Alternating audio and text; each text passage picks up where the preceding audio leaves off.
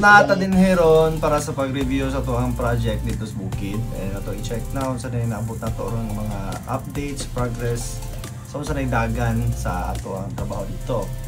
So sa pagkaroon ng among na-accomplish karon sa atong project ngadto is ata sa mga 40% sa progress sa pagbuhos sa atong tie beams, and pag after is padong na gyud ta pabaro sa mga columns. And grabe siya ka-challenging good kay pag abot na mo og dito pala sa foundation, kita mo gid ato nga ang excavation balang daan is grabe na ka critical tungod kay buga man ang iyahang soil dito.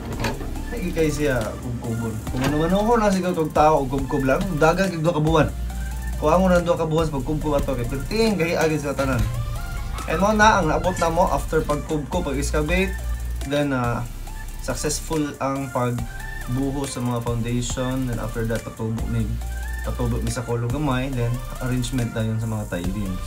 Then after is pagporma sa tie beams, then nagpile pa pud mi og mga pila ka may mga portion or areas nga di ko na mo og hollow blocks kay tungod kay para pod ang mga nilabay na mo nga makinubkob adto ra po na mo itambak na lang so okay para sa flooring pohon or provision na just flooring pohon no sa building. Muna nga nindot na kayo ang ato ang progress dito. We are very excited to see everything.